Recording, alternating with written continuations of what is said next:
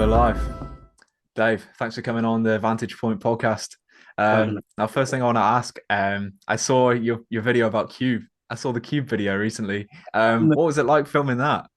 Mate, I'll That must tell have you been what, mad. the Cube video, it is surreal because obviously, man, I haven't been to a nightclub for many years. So when I was asked to sort of come along and do this gig, the latest one was for I'm going to admit this right now, I do not watch Love Island.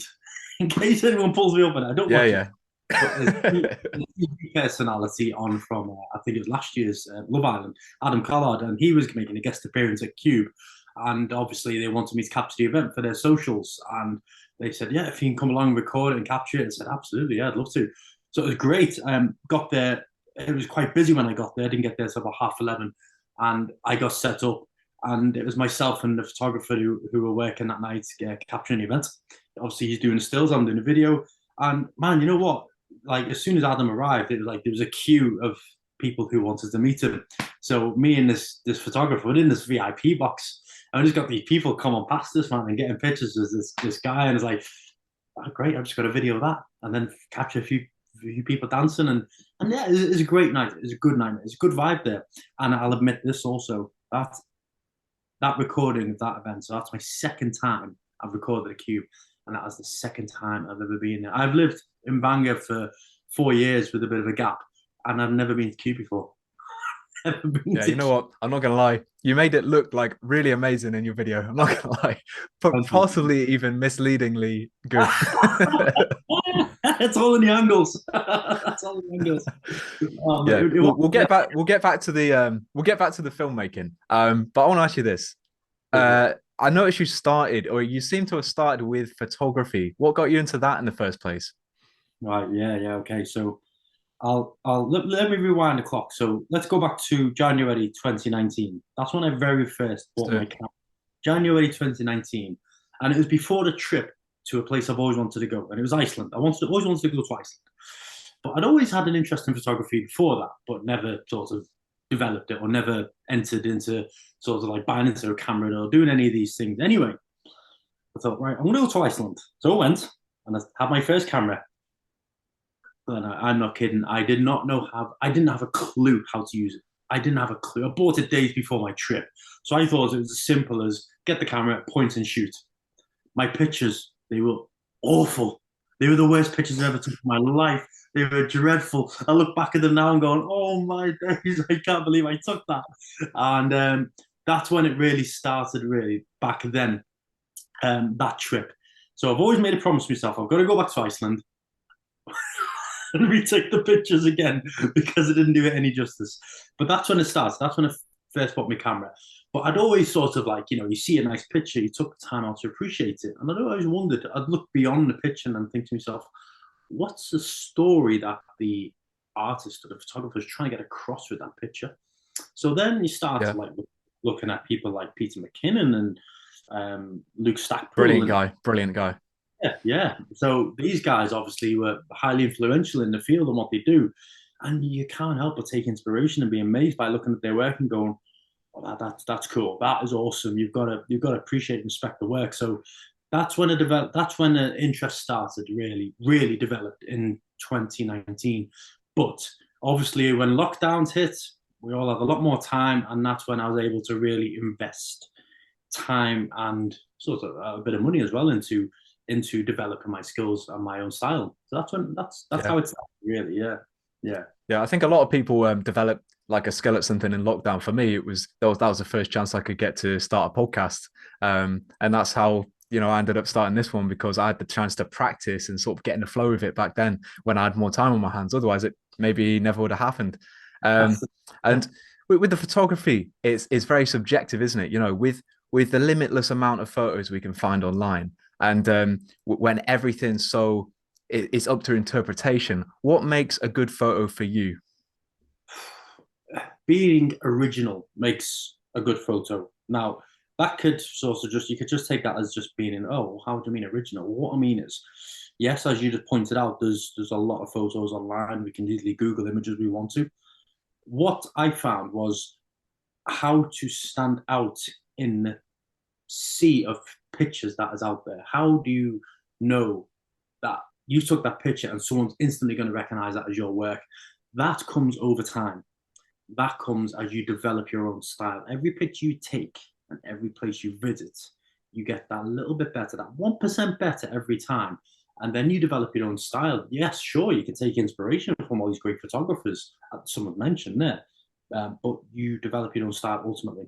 That's if you have a real interest in it. If that makes sense, that makes sense. Yeah, of course. Otherwise, you just end up a copy of whoever you're taking inspiration from, don't you?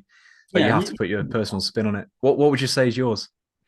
mine, I think. Oh God, that's a question. What is mine? Wow. Well, I've got a few things I like to take pictures of. I like landscapes. That's just I use landscapes as a downtime, as a relaxation tool, just to escape to escape from sort of like general life, if you like. Obviously, some cars sneak in there, but I do like urban architecture as well. Even though I don't do as much of that as I like, because where I'm living now, I don't live in a city environment, but I do live in a landscape environment. So Bangor's got the Daniel Center. It's got all sorts. yeah, okay, you got me on that one. Maybe I might take some pictures of it. I might do. We'll see. But yeah, they're sort of my fields. Like, but again, just going back to what I said before, I do want to do more travel as and when I can and getting pictures of that. So yeah, so I've got a bit of a broad taste really of sort of pictures I want to take. It's not just one particular thing. It's not one particular thing. Yeah. Yeah. Well, you've clearly got a lot of interest, and I think you show that in the stuff you do. So it's not necessarily like necessarily a way of taking photos, but I can always tell when I'm scrolling, I don't even see your name necessarily, but I can see, oh, that's one of Dave's photos. It's just, well, for one, it's good. And for two, it's like I can tell because it is your style somehow. I don't know what it is. That's why I ask. That's exactly what I want to sort of put out there. That's what I was saying before, right? That's what I was saying. Like, I want people to sort of like instantly recognize the style, and if I'm achieving that now, then oh man, that's made my day. That has made my day. I love that. I love That's a good that. sign. Yeah, Now some people might be wondering, how do you get into, where do you start with photography? Because to me, I look at it and I'm like, there's so many different cameras you can get, and some of them are very expensive. Like, where do you start, and what do you get to start?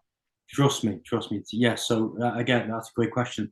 So where do you start? So the best thing I did was sort of like I just didn't think about it too much. I just bought a mid-range camera. Well, say mid-range, about £500.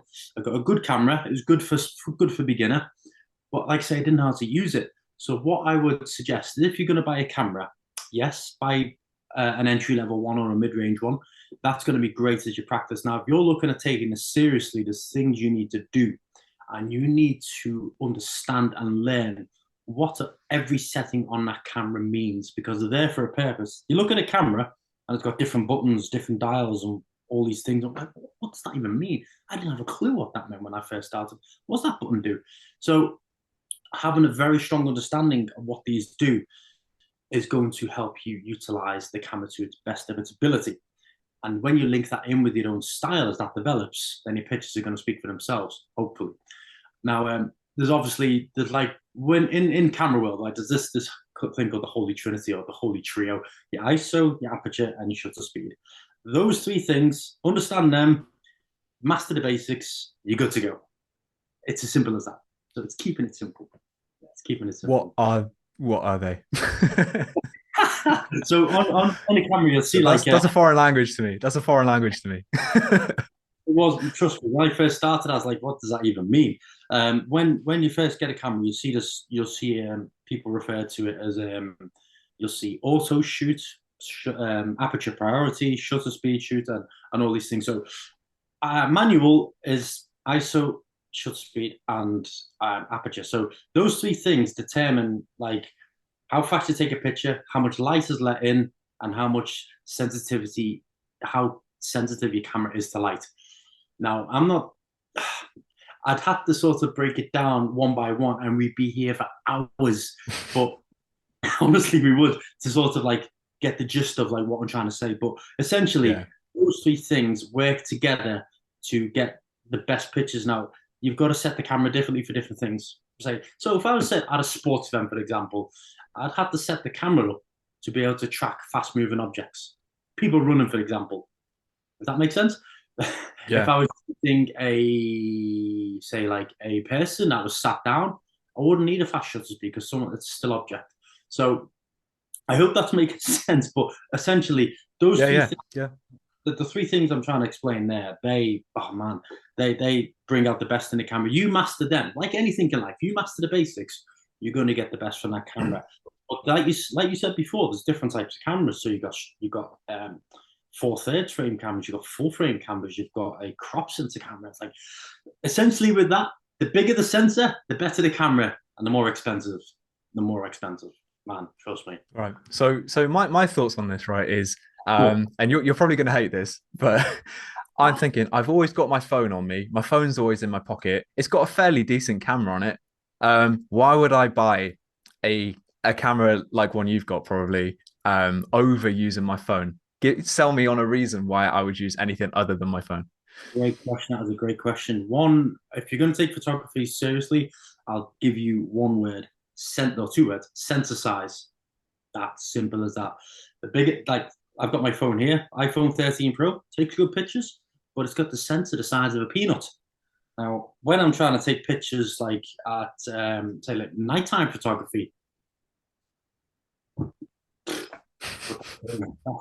it's useless.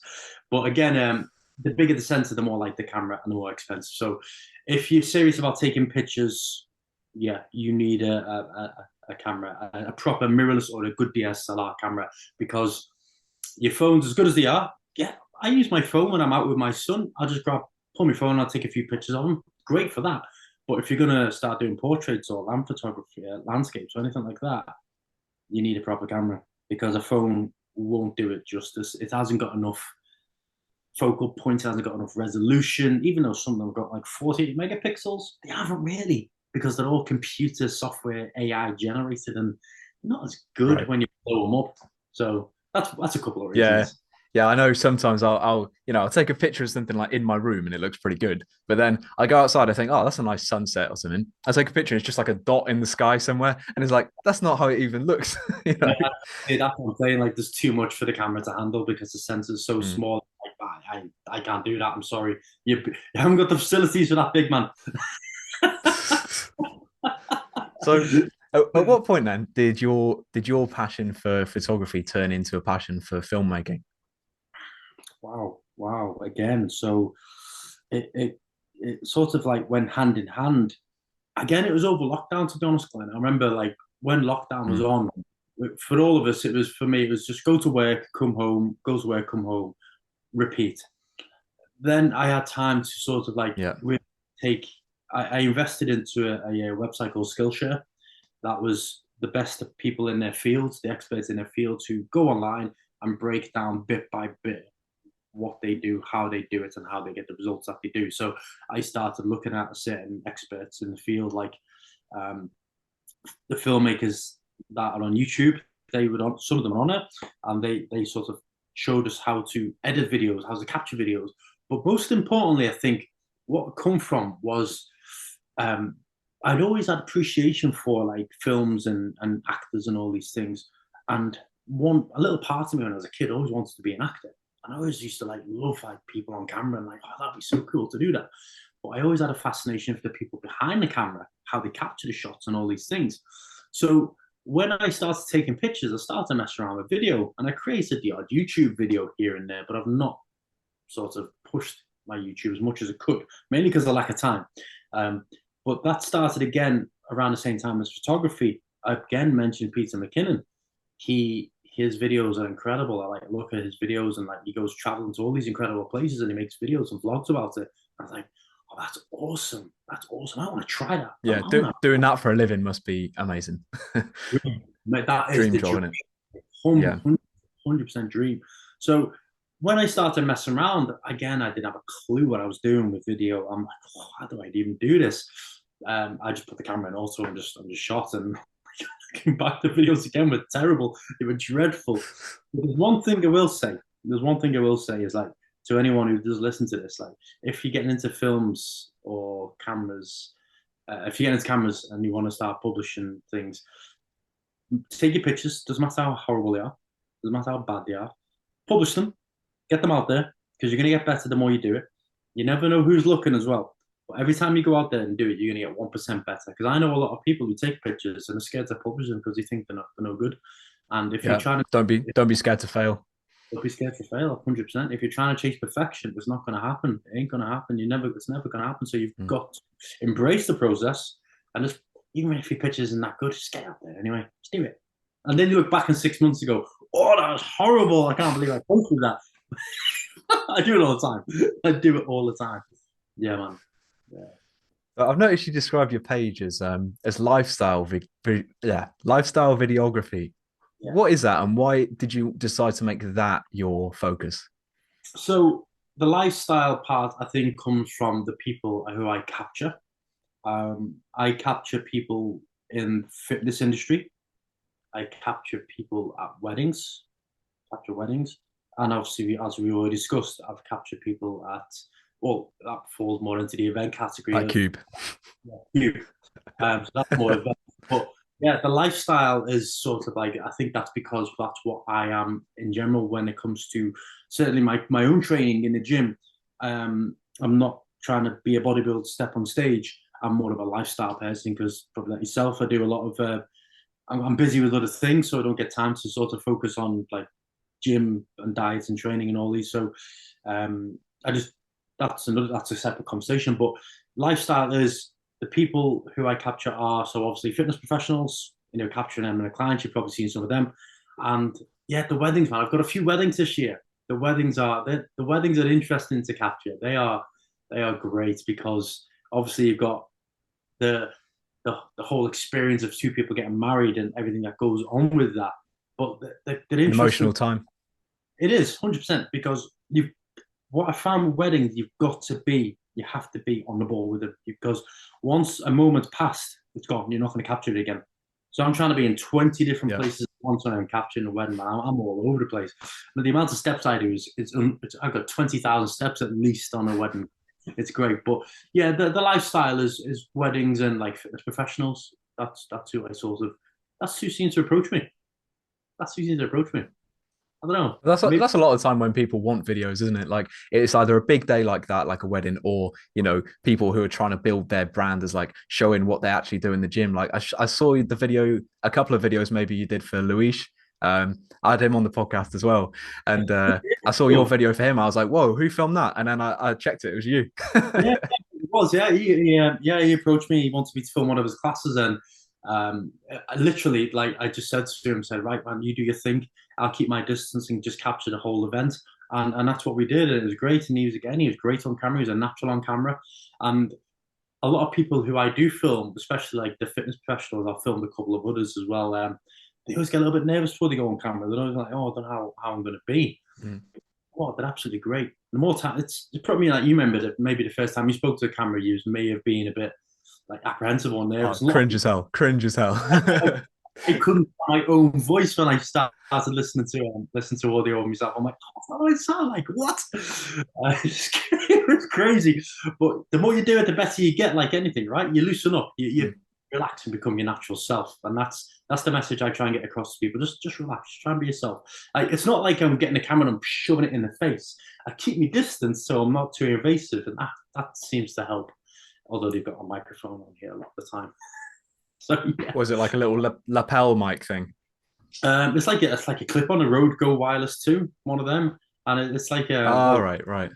I filmed someone last week, Chloe. She thought it was like a makeup brush. I can't believe it's never been called that before. Fair play. I've made a blooper reel of her, so that'll be getting shared soon. So watch this space. Watch this space. You're being yourself when you've got a whole blooper reel. You know what? You have, when I'm filming people, I have so much fun because obviously when the camera's not recording, you have conversations and that. But now and again, I'll have the camera recording and I'll capture comical moments. Like last year, I was at a wedding and for some reason my camera was recording and I captured the bride falling over and I showed her. No way. She wanted me to keep it in the final edit. So that was just like a story for the day. She had one too many martinis. So yeah, that was a great wedding. That honestly, yeah. Man. So yeah, that's to answer your question before though, getting into filming. It was all by accident, to be honest, Glenn. Getting into video was all by accident. It just happened. Mm. There was no particular day, and I just started playing around with films and putting it out there, and then people were like, "Oh, it's really good. You should push it." And here we are. Here we are. Yeah, I, I can tell you got a creative mind. You got a creative mind, right? I think I didn't know until sort of like until recently because I'll see a picture. People go mad on that out with me because I'll be out somewhere and I'll just be like that with my camera or whip something out trying to get the shot. I'm always looking. I'm always looking for that creative shot, whether it's a picture or video. So I'm stopping every few minutes if I go to a new place. I drive people mad. So it's just yeah, a busy mind you could say as well. Maybe yeah, it's good fun. It is good fun. But, Yeah, I've noticed you do a lot of like drone videography. What's it like working with the drone, and what's it like with the new restrictions and stuff on flying drones?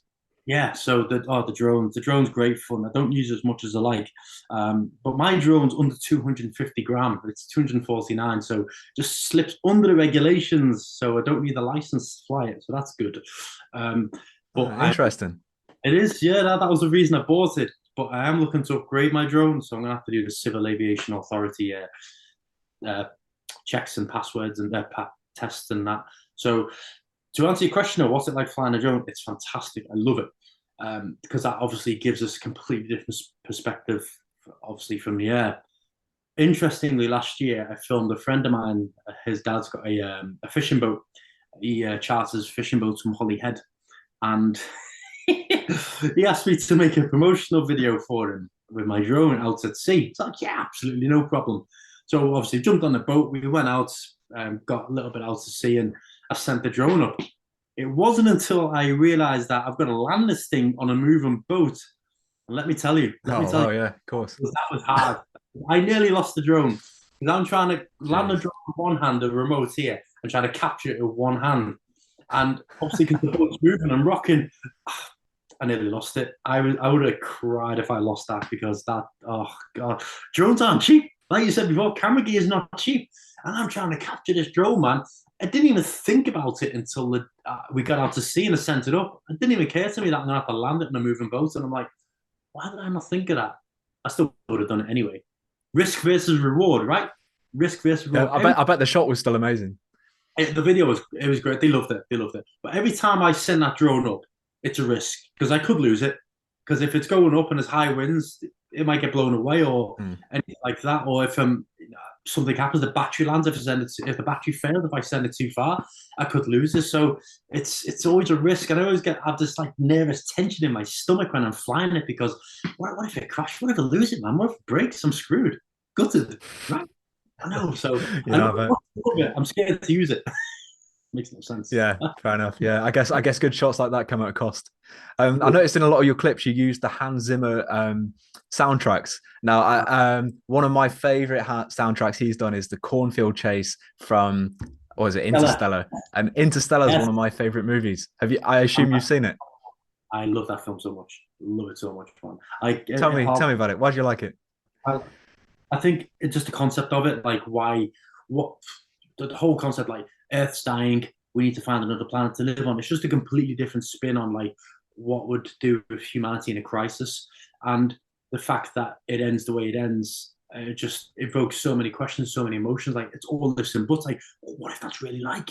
But the cinematography in it, the musical score, as we just mentioned, everything about it, the acting is just phenomenal. Like, remember that scene, right, where they get out and they land on a spaceship, and every hour they land on this planet is like 7 years on Earth. Yeah, yeah. Amazing scene. Amazing. Yeah. And then it's that where the tune comes in. It's like those are mountains, those are waves, and it's like this huge tidal wave coming towards them. And And the first time, music builds up and up and up and up and up like this as the oh, wave builds up. Ah, it's amazing. incredible, and that gives me goosebumps. Even right now, I've got goosebumps talking about it. And I think Yep, just the same. music, it fits in with the because I love Christopher Nolan films, so it's just everything about it. I love space films, sci-fi, so yeah, anything sci-fi, I Yeah, like, yeah. love it. Yeah, one of my favorite movies, that by far. Yeah, and did you know as well in that clip with the so they're by a black hole, right? So the idea is when they go closer to the black hole, and there's a planet close to it, for every second that passes on this planet, it's like a day passing on Earth. And in the soundtrack, the Hans Zimmer soundtrack, he's actually got this kind of ticking clock sound. I don't know if you noticed it, yeah, but each tick on the clock, it like represents a day on Earth. So when you know that, watching the scene, and you hear this ticking clock soundtrack, and you know every second is a day that passes. It's like, I whoa, never, the stakes are so high. Stuff's going wrong. It's amazing. next, because I like to watch it every now and again. I'll just rewatch it. I do that with films sometimes. So next time I watch that, I'm going to listen out for that. I'm going to be thinking, right, okay. Yeah, honestly, you'll notice it. It's amazing. I bet you, because of that, having watching that and then knowing that enhances the scene even that much more, right? That must make it. Yeah, Oh wow, yeah, fair play. yeah. So look, I didn't want to talk about this, but since you brought it up earlier, only because I've spent a lot of these podcasts talking to people about fitness because that's something I'm interested in, and it just so happens a lot of people I know are proper into their fitness. But it would be a shame for us not to talk about it because, if I'm right, did you not compete as a pro bodybuilder at one point? I did Is that compete, true? but I did compete, but it wasn't a pro. I did compete once. It was in 2015. Wow, that was a time because interestingly Tell me about about it. so I decided to do a competition, and I was like, I just want to do it. My dad was a bodybuilder in the 70s, so I was like, you know what, let's do this. Let's have a go. I'll try anything once, and it was great. I thought to myself, you know what, you only get one shot at this, so let's go for it. So I hired a coach, and because I didn't have a clue what to diet down or anything, man, I didn't even know what I was going to look like underneath losing all the weight. I didn't know if I was going to have enough muscle. I was like, oh God, all these ifs and buts again, all these questions. But I did it anyway. And the crazy thing is, I dieted down. I think it was like 8 or 9 weeks. I managed to get into contest shape, and that was rough. That's not the way to do it. But I got there, and you know what, man? It was an incredible experience. Like I remember, like weeks out before the show, I was so lean, I was so skinny. I felt skinny. I just had all these incredible cravings, and I was always hungry. I was really, really tired, and like I remember seeing details coming out of my body that I'd never seen before, and it's like, oh, this is mind blowing watching the body change. But that was obviously to an extreme level. But you know what, man? I'm glad I'd done it. I came second in that show, which is a great experience. I Oh, wow, remember well done. That's really good.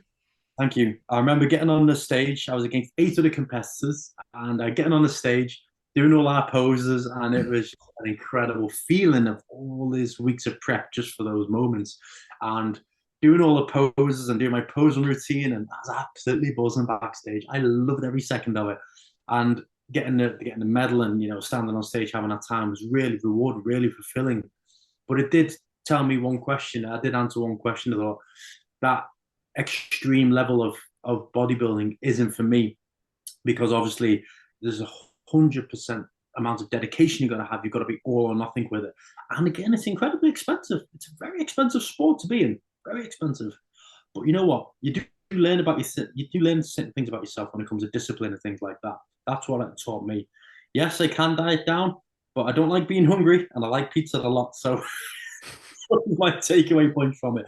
So yes, it's left me with a lot of principles of training, but I don't take it to the extremes as I have done. So I try and say the lifestyle, like I said before, get a nice balance of both. Try and stay in shape, but I'm never going to step on stage again. That makes sense. That Yeah, makes of sense. course. Yeah, so I mean, I'm sure people have seen on your social media pictures of you looking absolutely massive. Yeah, and yeah, you look great. You look great. But I feel like I know the answer to your to this question now, but I want to hear your thoughts on this. Go for So it. for those people who would have seen you looking shredded, looking in mad shape, probably most people's goal physique or whatever. Um, how much happier are you now, with the level of training you're doing now compared to that kind of training you were doing then? And Wow. what are you doing differently? What am I doing differently? So again, that's interesting because when I was training for the competition, I was like a robot. I was like a robot. I was emotionless when it came to doing it. Like I was just so fixated on that competition and that date. that I didn't like anything to spoil my routine. If I couldn't make the gym that day, if I couldn't get the certain foods I needed, that would ruin my day. It would ruin my week. And it had a detrimental effect on my relationship at the time. In contrast to that now, I'm the complete opposite. If I can't make it to the gym or if I can't get the food, it's fine. It's all good. I don't mind. Not bothered. So there's two extremes there. I was so focused and disciplined, yet I was like a robot and emotionless. So now I'm more relaxed. The style of training is still the same. It's still as intense, but I'm just a lot more relaxed. I think that's just come as I got a little bit older as well, and you just learn from experience. But yeah, I try, like say, try and take the principles away from training. Sometimes I train like I'm going to compete, but I'm not, because I think to myself, actually, you know what? I make this effort to go training. I make this effort to pay a membership and put all this effort and time in. Try and make the most of it. Like anyone, I have my bad sessions. I have a bad day in the gym, like we all do. But for the most part, it's good, and I enjoy it. I enjoy it more. I enjoy it more now because I'm a lot more relaxed with it. So yeah, Yeah, good. I think that's the key thing, isn't it? Yeah, like it's a huge. It just takes a lot of discipline, and I'm sure it's a big challenge to get in shape to compete. But end of the day, the goal with fitness, and for me, and I'm sure for you now, you seem in good spirits these days, and I think for most people, it's about finding that balance with fitness, isn't it? Finding a way you can train and enjoy it, and make it something that contributes to your life and doesn't ruin relationships. Exactly, and I will mention this because this is definitely, I think this is important to mention. What the mistake I made years ago is I had to think you had to be in the gym. I thought everyone in the gym was a bodybuilder. I thought everyone had to compete, when that's not the case, obviously. And the message I want to get across is you don't have to be training. You don't have to be doing a competition to look good. You don't have to do that. That's not the case. Some people think they have to be silly lean, like a roadmap. You'll hear the term, people like roadmap, or completely sort of like, vascular everywhere. You don't need to be that Alien extreme. gains. Alien gains. Yeah, you don't need to be that extreme to look good. You don't need to be. So that's the mistake I made, and that's what I realize now. You can look great by just doing your normal routine and all these things. So yeah. Yeah, I think people look good when they're happy and healthy. Exactly. I will back that up 100%. 100%. Awesome, man. Well, I think that's a good note to end on. Unfortunately, we've not got any more time today. I like to keep these short and sweet, But yeah, thanks so much for coming on, man. Really appreciate it. That really went quick. Wow. Yep. Cheers, man. Appreciate it. Thank you.